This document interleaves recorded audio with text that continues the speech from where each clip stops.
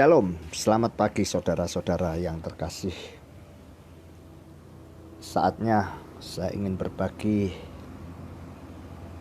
berkat renungan firman Tuhan yang menyertai di dalam setiap perjalanan hidup saya, dan saya bagikan kepada saudara-saudara. Terlebih dulu saya akan mengajak saudara-saudara untuk berdoa. Tuhan, hanyalah Engkau yang patut disembah, menjadi keyakinan kami di saat kami tidak berdaya.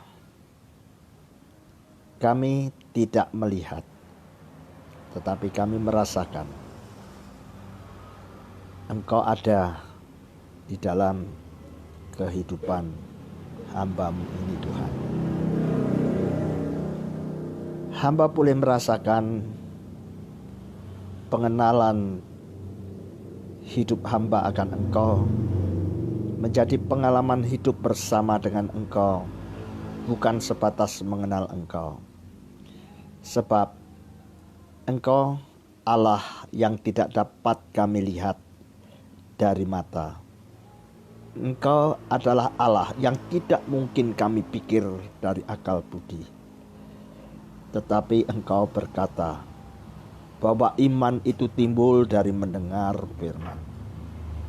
Firman-Mu itu akan hidup, menyatakan pribadi-Mu di dalam kehidupan hamba, mulai dari hati, pikiran, dan seluruh panca indera kami menjadi terang di dalam Engkau. Terima kasih Tuhan, terima kasih hamba Engkau layakkan dapat mengerti, dapat melihat bukan dari mata, tapi dari hati. Adalah satu anugerah Tuhan, bahwa kami boleh merasakan hidup bersama dengan Engkau. Demikian kami rindu akan saudara-saudara kami dimanapun mereka berada. Dengan anak-anak kami, keluarga besar kami dimanapun mereka berada. Kami percaya setiap orang yang mau mendengarkan apa yang Engkau katakan di dalam setiap pribadi mendapat lawatan dari Roh Kudus, boleh mengalami kenyataan pengenalan hidup bersama dengan Engkau.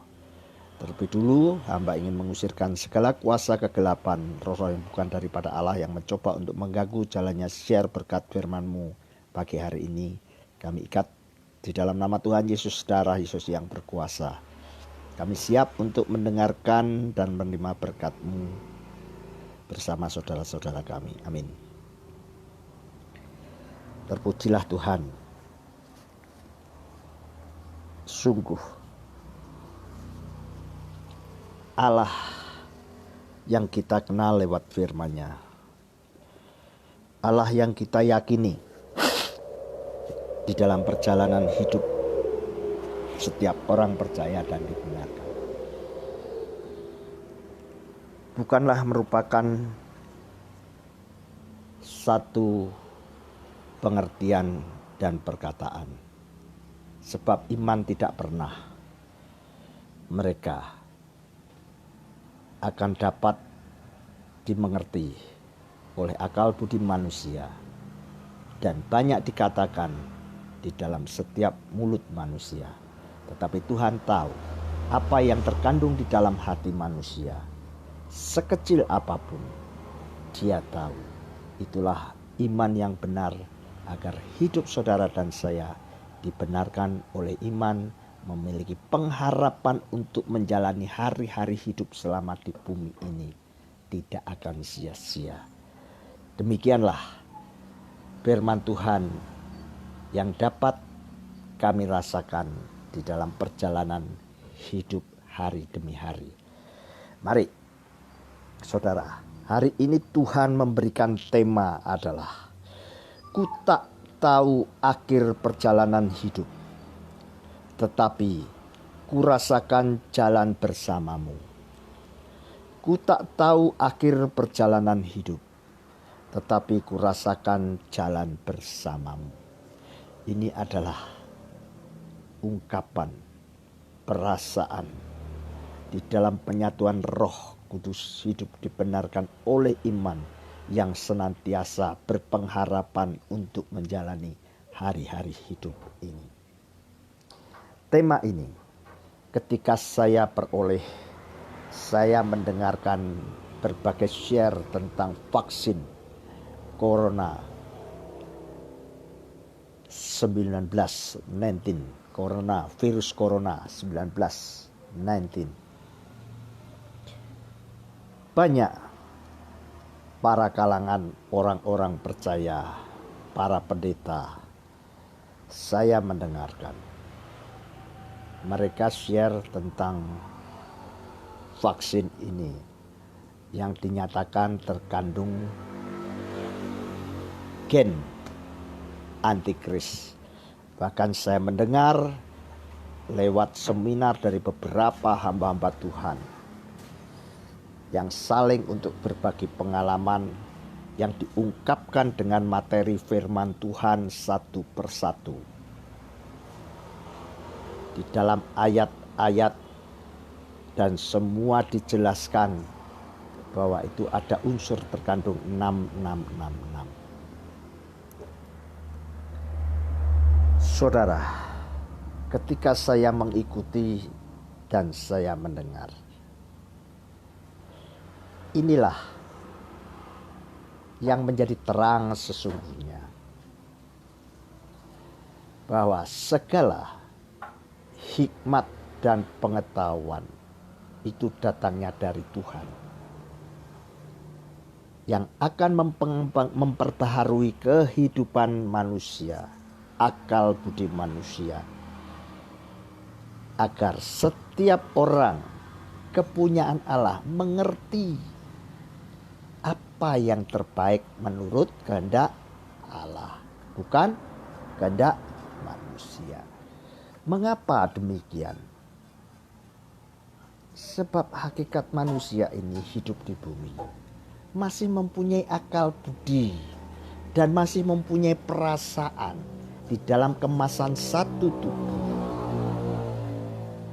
Dan setiap kali boleh mengemukakan pendapat, boleh untuk menyatakan kebenaran.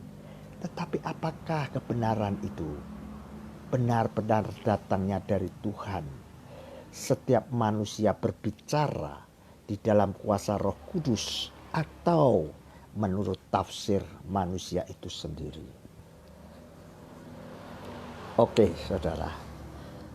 Saya akan mencoba merefleksikan kebenaran Tuhan, bukan kebenaran saya, yang Tuhan izinkan lewat kehidupan saya dari mendengar firman, dari mengalami selama ini di bumi, di dalam setiap perkataan-perkataan kebenaran firman, di dalam dunia sains. Tuhan menyatakan struktur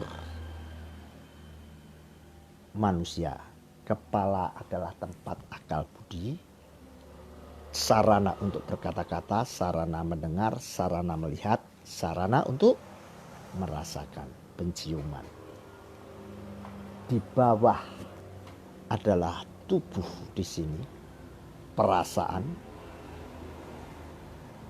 yaitu dikemas dengan keinginan. Di situ adalah tempat iman, pengharapan, dan kasih yang dikemas di dalam firman dan Roh Kudus. Oleh sebab itu, mengapa Tuhan katakan iman itu timbul dari mendengar firman? Dan iman itu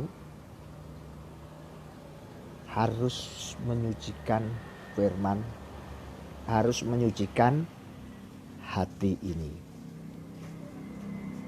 dan dikuasai Roh Kudus. Sebab mula pertama kejatuhan manusia dan kehilangan kemuliaan Allah, dia mendengar dan mengulas firman dengan hikmat manusia. Sehingga manusia ini tidak pernah menyadari akan kemuliaan Allah dan menyadari akan dirinya sendiri. Timbullah satu yang tidak dapat dilihat oleh mata, satu yang tidak dapat dirasakan oleh hati, tetapi sekecil apapun Tuhan tahu. Terbukti ketika manusia itu berkata-kata tentang firman yang tidak pernah didengar langsung dari Allah, mungkin dari suaminya, yaitu Hawa. Dia mencoba untuk bersilat lidah dengan si ular. Nah, siapa ular itu? Si ular tua, apalah. Jelas saya katakan, ular itu lambang dari iblis, antikris, yang akan menguasai kehidupan manusia. Dapat diuji di dalam ayat firman. Dan apa yang terjadi di dalam Alkitab ini? Dimulai dari kitab Kejadian, saudara bukan hanya mengerti, membaca dan merasakan. Nanti sejarah dari Alkitab ini yang dipelajari, bukan hanya dimengerti, bukan hanya dipahami, tetapi dirasakan dan menjadi tuntunan di dalam kehidupan saudara untuk menjadi hamba kebenaran, hidup di dalam yang benar, di dalam anaknya Yesus Kristus menuju jalan keselamatan.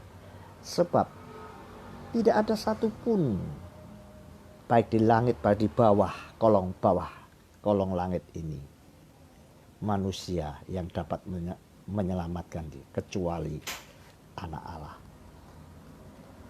Oleh sebab itu tema tersebut Tuhan berikan di dalam hidup saya. Ku tak tahu akhir perjalanan hidup, tetapi ku rasakan jalan bersamamu. Artinya apa? Tuhan mengajarkan saya, keyakinan bukan untuk diketahui. Keyakinan itu untuk percaya dan untuk melihat. Apa? Melihat dunia ini, melihat kehidupan sendiri atas keyakinan ini, sehingga nanti saudara akan merasakan, akan melihat Tuhan dengan benar. Sebab sudah cukup banyak waktu mulai dari nenek moyang. Kegagalan manusia selalu ada di kepala, terutama sumbernya adalah dari hati. Saya mengembali untuk mendengar tadi masalah vaksin yang menjadi perdebatan adalah ada genetik antikris. Jadi perdebatan yang saya terima tentang ayat-ayat Alkitab yang dibaca sebagai notifikasi, referensi yang menyatakan, saya teringat atau Tuhan ingatkan ketika saya kuliah mencari sesuatu yang tinggi dan meyakinkan, mengaplikasikan adanya referensi, mendapatkan sesuatu dengan uji hipotesa,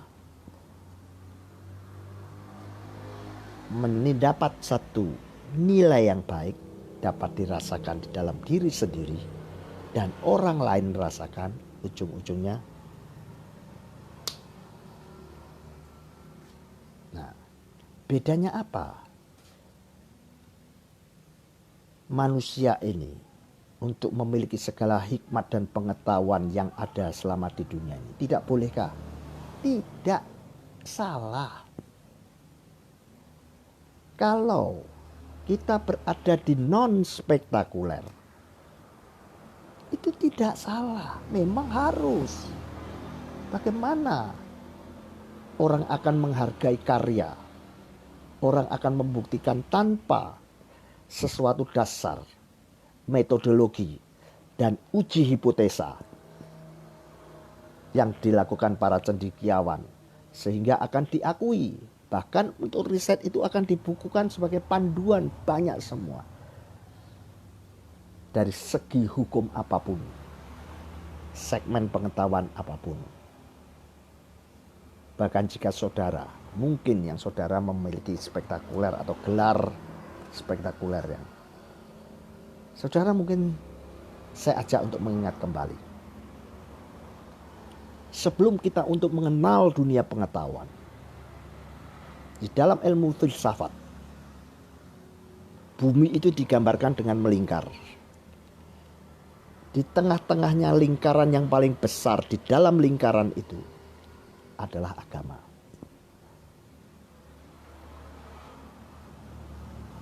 Dan sebelum ada ilmu pengetahuan lagi, itu muncullah yang namakan adalah filsafat. Oleh sebab itu, di dalam dunia spektakuler dan di dunia kerohanian, itu ada historical. Agama secara religius, spiritual, dan yang kedua filosofi. Artinya filosofi filsafat itu adalah menggambarkan dari sejarah tentang spiritual. Dan timbullah setelah itu ilmu-ilmu pengetahuan, terutama ilmu kedokteran, ilmu ekonomi, ilmu apa saja, ilmu sosial, ilmu politik. Muncullah. Nah, mengapa timbullah dari berbagai muncul itu? Dua ini yang menjadi dasar. Religius harus mendasari.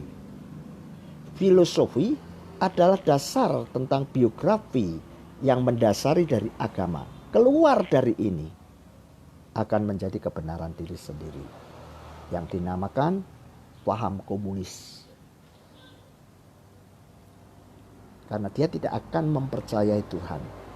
Dia akan mempercayai tentang filosofi, tentang perjalanan autobiografi hidupnya. Berkembanglah suatu ilmu yang lain. Dan di sini ilmu-ilmu itu mengadakan suatu hipotesa yang memiliki sejarah filosofi. Kalau tidak percaya, saudara yang pernah kuliah dan menjabat yang baik, pasti saudara akan memiliki referensi untuk saudara dapat menganalisa keadaan dunia ini, baik ilmu ekonomi, ilmu hukum, ilmu politik sosial, dan pengembangan. Tetapi di sini yang saya mau Tuhan berbicara. Keluar dari lingkaran yang besar agama, manusia akan menyatakan dari pengalaman hidup sendiri, autobiografi, kebenaran diri sendiri. Dan inilah letaknya. Yang pertama ini. Yang kedua, saya akan baca ini yang lebih dalam di dalam kerohanian. Kita memiliki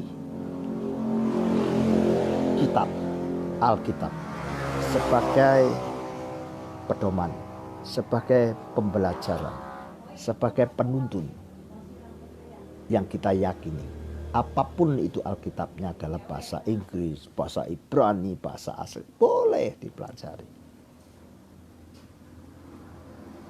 Tetapi pernahkah terbesit di dalam kehidupan saudara? Kita mulai dari yang awal, sebab Tuhan berbicara, akulah Alfa dan Omega, yang awal dan yang akhir. Artinya apa? Tidak ada seorang manusia pun yang mampu mengawali dan mengakhiri untuk mengerti tentang isi Alkitab ini tanpa spiritual. Yang saya katakan tadi, manusia berbicara atas kebenaran Allah oleh dorongan Roh Kudus, bukan menafsirkan menurut kehendak sendiri. Hubungannya apa korelasi tema dengan penjelasan yang saya tahu tentang mengikuti? Begitu jauh. Akhirnya berdebat segala sesuatu untuk saintis. Pengalaman, pembelajaran, argumen untuk saling. Memang betul bahasa klasik. Kita share saling untuk mengisi. Itu bahasa penuntun.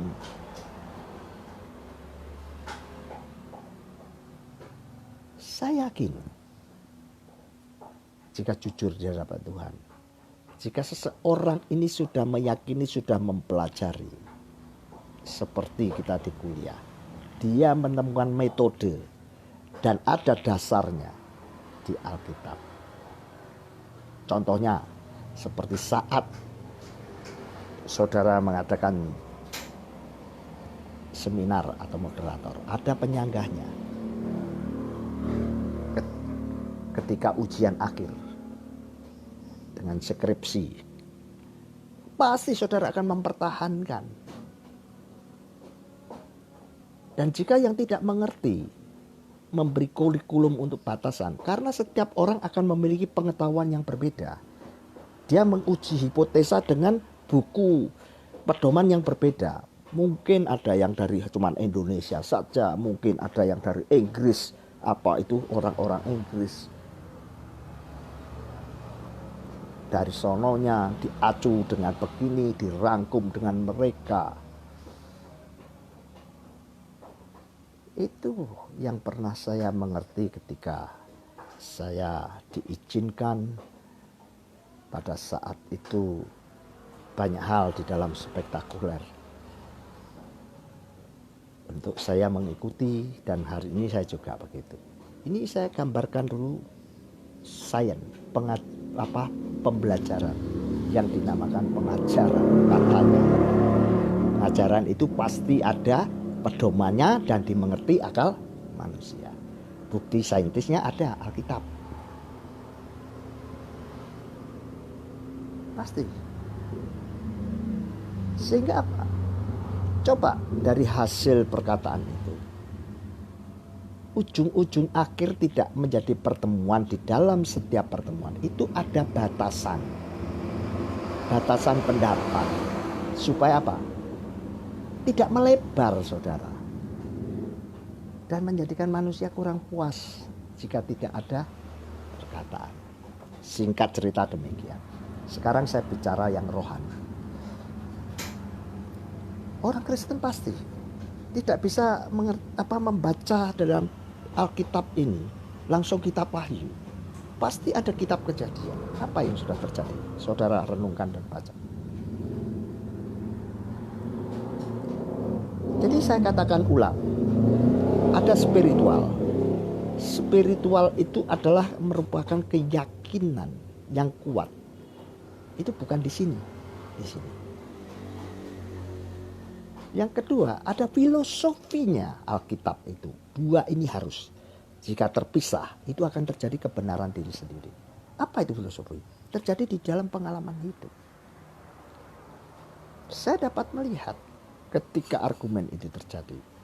Dari autobiografi seseorang itu mencerminkan di dalam setiap perkataan. Pasti dari masa lalunya itu akan menonjol.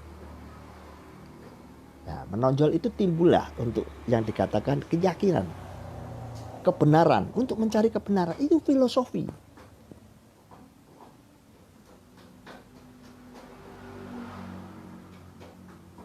Dan di sini Tuhan sudah jelas katakan. Ya. Pertama, manusia harus ada dalam pola rancangan Allah. Yang kedua, manusia itu harus ada di dalam firman Tuhan. Artinya apa? Mendengar perintah dan melakukan. Kalaupun referensi antikris, ada setan, manusia jatuh, semua perempuan Babel. Itu tanda-tanda yang akan untuk mempengaruhi kehidupan manusia dan keselamatan manusia. Oleh sebab itu Tuhan katakan di sini, jangan jauh untuk mempelajari perintah dan melakukan apa. Yang pertama dalam kitab Kejadian, manusia berfirman, jangan engkau makan buah pengetahuan yang baik dan jahat.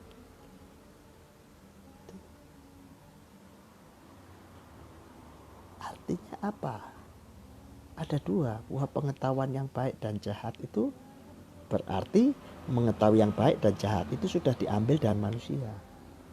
Akhirnya apa? Jahat manusia ini. Jangan mengulangi. Terus bagaimana? Mendengar dan melakukan. Nah, bagaimana manusia bisa mendengar dan melakukan? Jika manusia itu sadar bahwa manusia itu diciptakan oleh firman, dalam pola rancangan Allah, ada kehidupan dihembuskan oleh roh, dari debu dan tanah oleh roh. Itu singkat dasar. Makanya manusia ini, apapun yang terjadi, biar itu antikris atau apapun yang terjadi manusia itu, manusia kalau mati dikuasai antikris atau apa, itu kan autobiografi filosofi, kekal nanti mendapat penganiayaan. Jadi berpikirlah, punya pandangan visi ke depan, tapi melangkahlah dengan misi yang ada.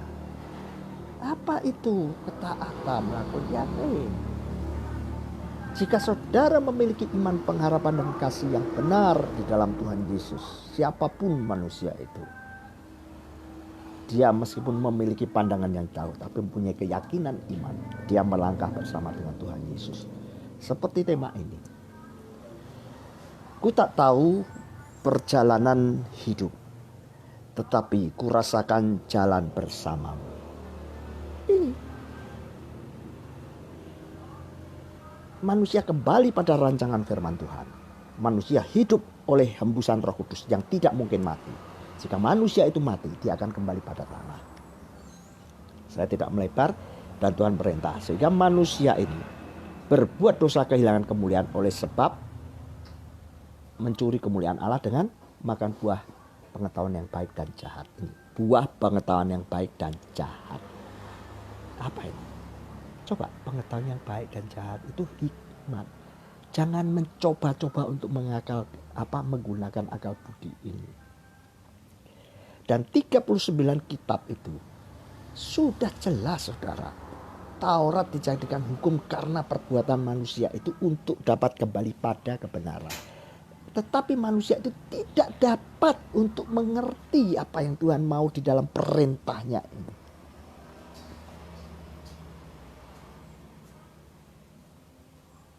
Hanya melakukan, akhirnya firman itu dijadikan hukum. Orang itu sebagai mengerti tentang firman Tuhan, memiliki kerinduan untuk hidup di dalam kebenaran firman Tuhan dengan cara kekuatan sendiri, ditambah lagi dengan kekuasaan. Siapa? Pada saat melihat itu orang salah, orang diadili dengan ayat Alkitab. Tetapi ketika orang itu berbuat salah dia sendiri, dia tidak dapat mengadili. Malu. Sudah dibuktikan. Manusia, nenek moyang dan keturunannya juga demikian. Oleh sebab itu orang yang sadar untuk mengerti, hidup di dalam kasih karunia, hukum Taurat ini dibatalkan, bukan dihilangkan. Artinya apa? Dibatalkan. Sehingga manusia ini tidak lagi, dia harus menggunakan hukum Taurat ini untuk hidup dalam kebenaran diri sendiri. Untuk mencapai, tidak mungkin. Jika saudara mampu dan saya melakukan hukum Taurat. Hukum Taurat itu salah? Tidak salah. Saudara akan masuk dalam kerajaan surga jika mampu. Jika tidak mampu, saudara ada di bayang tutup hukum Taurat. Artinya apa? Saudara sudah dikuasai di dalam hidup saudara ini oleh bayang-bayang kejahatan yang luar biasa. Apa itu kejahatan? Susah mengaku dosa, merasa ingin benar sendiri, dan terbukti. Makanya kasih karunia ini dijelaskan lagi. Menggenapi apa? Coba saudara baca di dalam 27 kitab perjanjian baru. Tentang sejarah firman itu menjadi manusia untuk menyelamatkan hidup saudara dan saya di dalam pribadi Allah. ahli-ahli Taurat, raja-raja, orang Farisi, imam-imam. Ini kalau secara fakta kita aktual, kita lihat perjalanan hidup manusia daging seperti ini. Tetapi apa yang saudara sadari di dalam kehidupan kerohanian saudara? Sebetulnya ini hanya untuk mengingatkan saudara dan saya agar tidak memiliki perbuatan seperti ini. Kerohanian hanya perjalanan Allah lewat pribadi anaknya, itu mengingatkan untuk menyelamatkan saudara proses hidup di bumi ini. Supaya apa? Saya dan saudara boleh diselamatkan, bukan karena usaha dan pekerjaan yang kita lakukan, tetapi semua itu dari pemberian dari Allah. Allah itu turun ke dunia. Dia datang dengan tanda air dan darah di dalam anaknya Yesus Kristus, roh yang menjadi kesaksian karena roh itu kebenaran, firman dan Roh Kudus. Harus betul-betul ada di dalam kehidupan saudara. Coba. Jadi perdebatan untuk vaksin virus corona ini kan karena manusia ini nanti takut kena, mati, menular, dan itu variannya.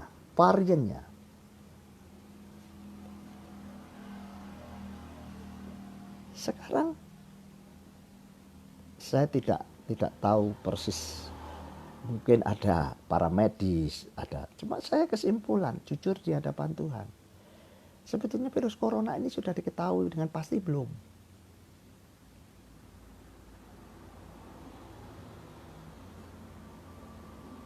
Sebab pengertian saya tentang vaksin itu penangkal. Sedangkan ada kemarin rapid, antigen, swab, protokolnya yang dilakukan. Itu hanya untuk mendeteksi secara akurat dan kebenarannya tentang gejala-gejala virus yang saat ini terjadi. Tidak tahu virusnya apa. Tapi riset menyatakan ketika virus corona orang yang kena mati itu diambil dari sampel dicari. Belum. Dan saya tidak mau membahas ke sana. Kalau bahas sana lebih jauh. Lebih baik saya arahkan, saya sarankan. Saudara ikuti aja apa yang bagian orang lain lalu. Saudara tetap berpegang pada firman. Apapun yang terjadi, ikuti. Karena pemerintah kita segala sesuatu melakukan, Tuhan sudah katakan.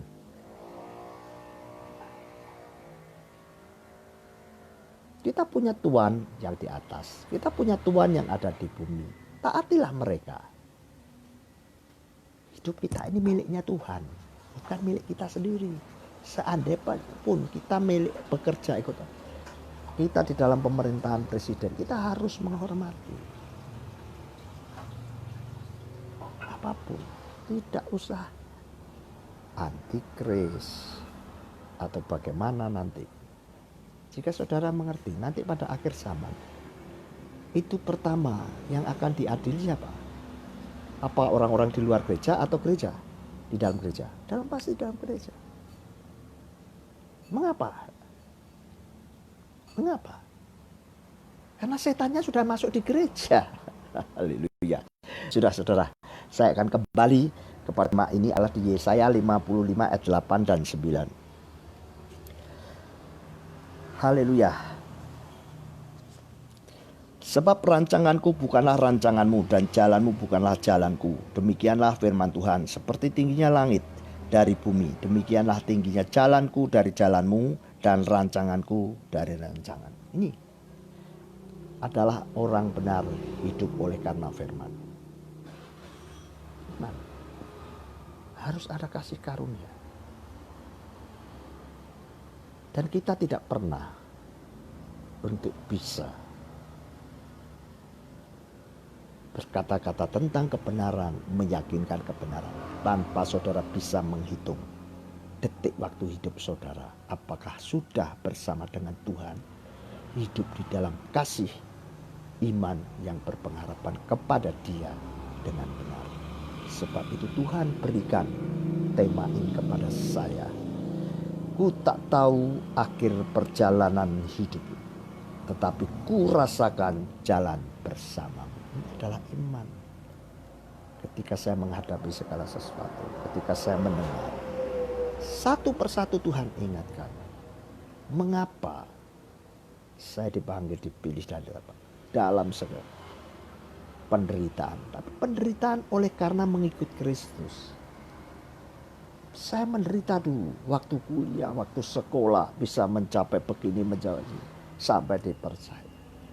Penderitaan, tapi masih memperoleh hasil. Penghargaan. Kalau saya kuliah cum laude dihargai. Apakah hidup manusia sebatas itu? Tidak. Jadi ini saudara, hemat saya kepada saudara-saudara siapapun. Terima. Kalau menerima pengetahuan begini, oke, diterima saja. Tetapi untuk menyatakan, menjadikan iman saudara goyah antara antikris dan tidak, menurut saya jangan. Lebih baik saudara bersandar pada Tuhan, taati apa yang beroleh. Kan Tuhan katakan, apapun sekarang tidak ada, maaf, yang haram dan halal. Jika segala sesuatu didoakan. Makanya ada 3 hal. Orang yang hidup benar, seperti kalau kita di dalam doktrin gereja GPT ada 3 kali ibadah. Doa penyembahan, pendalaman Alkitab, dan kesaksian. Cukup 3 ini aja. Apa ini?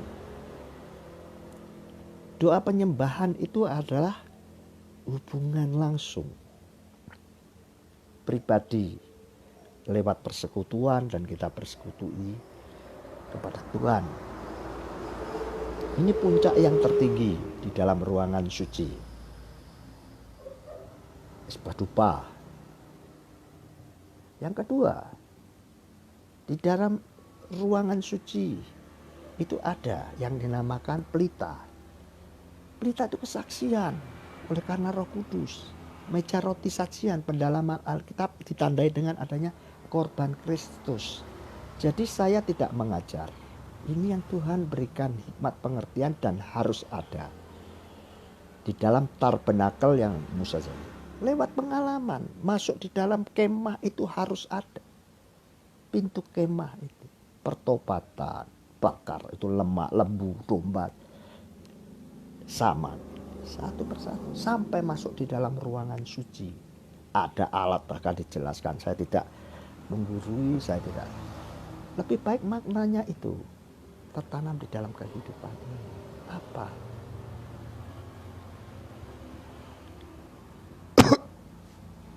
Itu di dalam perjanjian lama. Tapi tidak ada seorang pun yang mampu. Karena apa? Mau melakukan itu dengan kebenarannya. Mau kembali ke Taurat, harus membawa korban persembahan.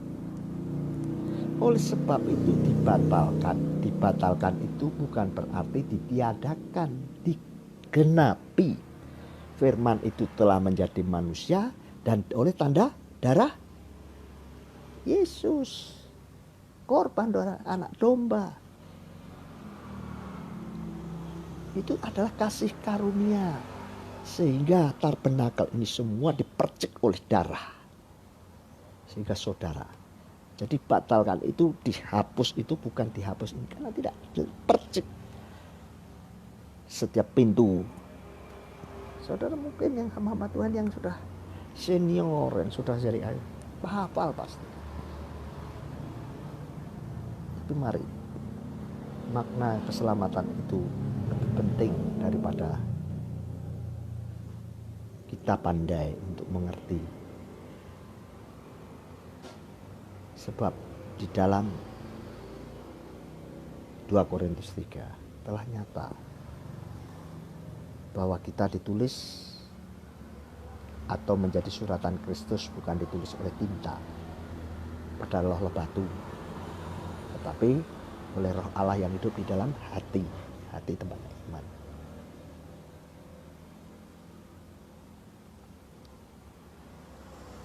Dalam pelayanan,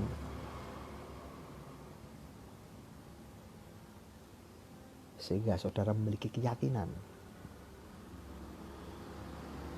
Enak saudara. Itu yang Tuhan ajarkan. Sebetulnya orang Kristen itu terlalu buletisasi, ruwet. Dikasih perintah yang sederhana untuk kasih buku, sudah mau cepat.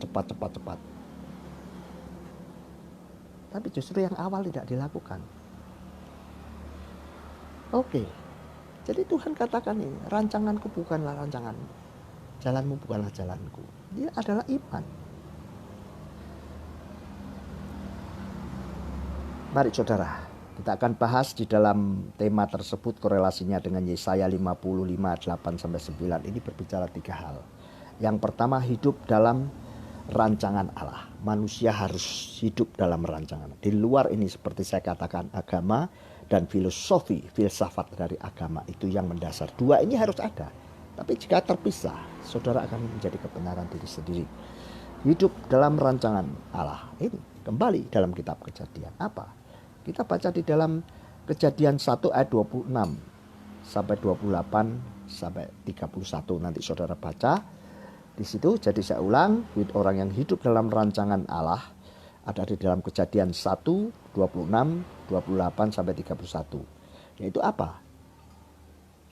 Semua manusia itu diciptakan Allah dalam pola rancangan Allah. Bahkan Allah menyatakan di dalam ayat 31, dilihatlah semua baik dan sungguh terhadap baik. Ini masih dalam rancangan. Struktur. Enak. Yang kedua apa? Baca di dalam kitab Kejadian 2 ayat yang ke-7. Manusia dijadikan dari debu dan tanah. Berarti tidak ada berguna. Sebab apa? Kalaupun saya dan saudara bisa mengerti tentang Alkitab ini atau hafal dari Kejadian, Tuhan setiap kali mengingatkan selama saudara masih hidup di bumi, menginjak bumi tidak. Sederhana. Saudara selalu disuruh melihat ke bawah supaya saudara tidak menjadi orang yang tinggi. Jalan melihat, kalau turun dari ranjang saudara pasti melihat ke bawah cari sandal.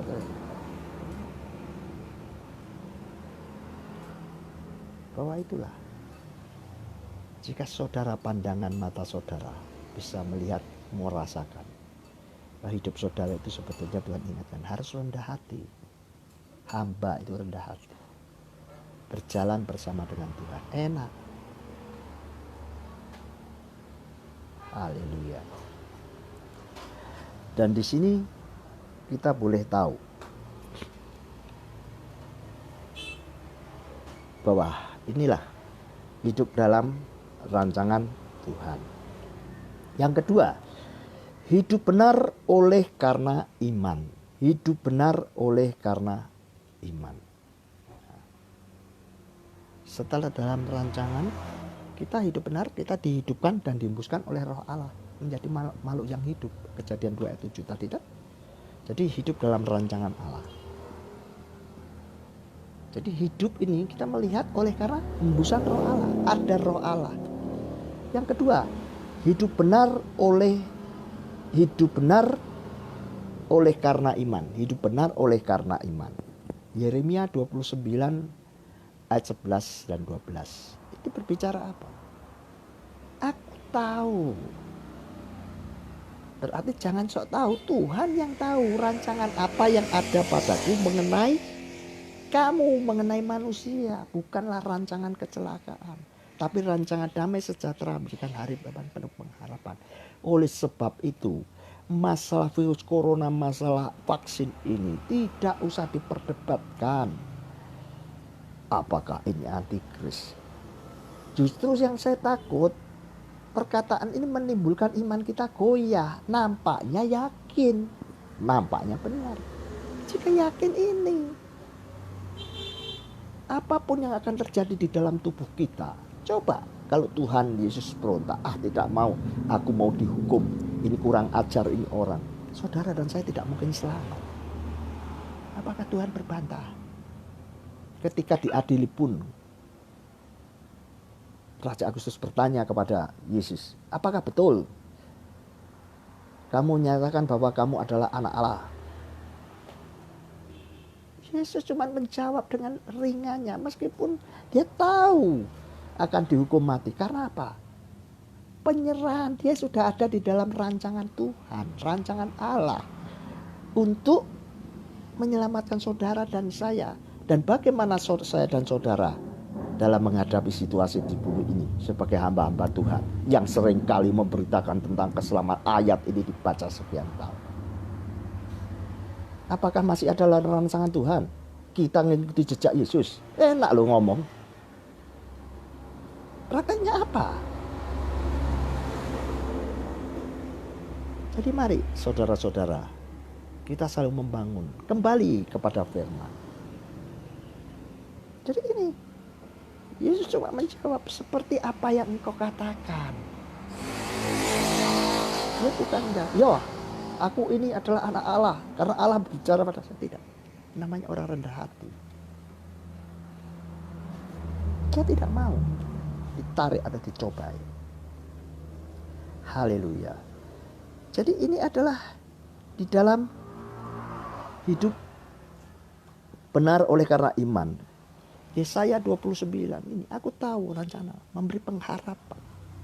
Artinya apa? Orang yang benar-benar jangan ada padaku.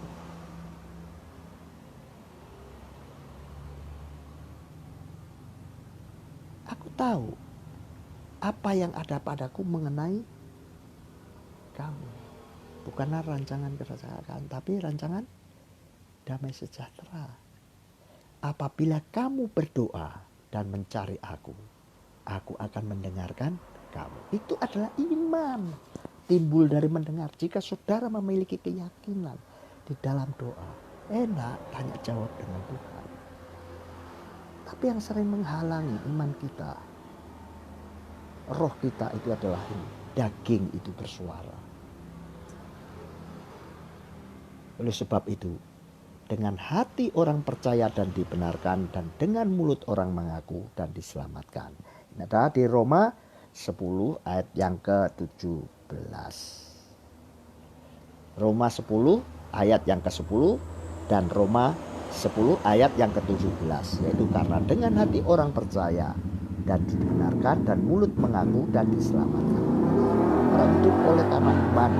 Ayat 17, iman timbul dari mendengar firman, bukan mendengar. Tidak. Yang ketiga adalah hidup yang memiliki pengharapan oleh karena iman yang dibenarkan. Haleluya. Adalah kurasakan berjalan bersamamu. Kurasakan jalan bersamamu. Ini dari tema tadi. Aku tidak pernah untuk mengerti perjalanan hidupku. Tetapi kurasakan jalan bersamamu. Puji Tuhan, jika saya dan saudara mengalami hari-hari, saat-saat kedatangan Tuhan. Saudara, ini luar biasa. Ya, saya akui, saya berkata ini justru saya bisa mengatakan ini bukan karena orang hebat. Saya dapat tekanan yang luar biasa. Semakin saya daging ini ditekan, tidak mampu bersuara, justru bisa menjadi berkat bagi orang lain. Ini yang harusnya dilakukan. Bukan ajang kepandaian dari ilmu pengetahuan tentang Alkitab, tidak. Ingat ahli-ahli Taurat? Coba, saya tahu. Saya mengerti karena saya orang kuliah ketika pembicaraan dan tema dia perdebatan. Itu ada, metodologinya ada. Saya lihat itu. Berarti ini orang kuliah yang biasa mendeskripsikan tata kata bahasa dan objek subjek Terus ayat, referensi ayat, justru saya melepaskan itu semua. Saya saksi, saudara. Makanya saya diajak untuk tarik. Tidak. Saya katakan dalam nama Tuhan Yesus. Setelah saya mengalami pribadi sampai hari ini, betul daging itu sangat menderita. Tapi saya letakkan semua di bawah kaki Tuhan. Tuhan, jadikan saya orang yang bodoh bagi dunia. Dan saya datang kebodohan saya. Setelah saya melewati, saya Tuhan tunjukkan dari apa yang pernah saya capai. Saya inginkan, bahkan seolah-olah berharga di mata dunia. Itu akan membentuk karakter manusia tidak lagi hidup di dalam kasih Tuhan. Jika jujur, saya katakan, jika jujur, ini saya katakan ini bukan untuk menghakimi, tetapi menyampaikan agar saya rindu saudara-saudara. Carilah, hiduplah di dalam Tuhan yang benar. Saya katakan, kebohongan demi kebohongan itu akan membentuk karakter saudara. Seperti ahli-ahli Taurat, imam-imam. Ketika itu sudah kita baca, Tuhan ingatkan itu. Itu manusia. Jika kita merasa pandai, memiliki kekuasaan di dalam apapun, dia tidak pernah untuk mengenali Tuhan Yesus. Sekalipun dia tahu, dia merasa timbul ada persaingan untuk menjatuhkan. Haleluya. Kita kembali, yang ketiga adalah berpengharapan. Ini adalah 2 Korintus 13 ayat yang ke-13. Kita baca saudara, 2 Korintus 13 ayat yang ke-13. Hidup berpengharapan oleh karena iman. 2 Korintus 13 ayat 13. Kasih karunia Tuhan Yesus Kristus dan kasih Allah mempersekutukan Roh Kudus menyertai kamu sekalian. Ini orang yang hidup berpengharapan oleh karena dibenarkan karena iman. Kasih karunia Allah Tuhan Yesus Kristus dan kasih Allah, kasih karunia Allah Tuhan Yesus Kristus tadi yang sudah berkorban, dan kasih Allah, karena kasih Allah yang begitu besar itu ada di dalam kehidupan saudara dan saya, dan persekutuan Roh Kudus menyertai kamu. Puji Tuhan. Ini betul-betul terang. Kegelapan tidak mampu untuk menguasainya. Sebab orang yang percaya, mengenal, hidup di dalam Tuhan Yesus oleh karena iman, pengharapan, dan kasih, bukan hanya mengenal, tetapi hidup bersamanya. Dengan itu Tuhan menyatakan, dengan demikian mereka yang ada di dalam Kristus Yesus tidak lagi dalam penghukuman. Roh yang memberi hidup telah memerdekakan mereka di dalam Kristus dari hukum dosa dan hukum maut. Amin. Ini yang ketiga. Sebab Tuhan adalah roh. Di mana ada roh, di situ ada kemerdekaan. Terpujilah Tuhan. Roma 8 ayat 1 dan 2, Roma 2 Korintus 3 ayat yang ke-17. Demikianlah berkat renungan pagi hari ini. Tuhan Yesus memberkati saudara dan saya bersama dengan keluarga. Amin.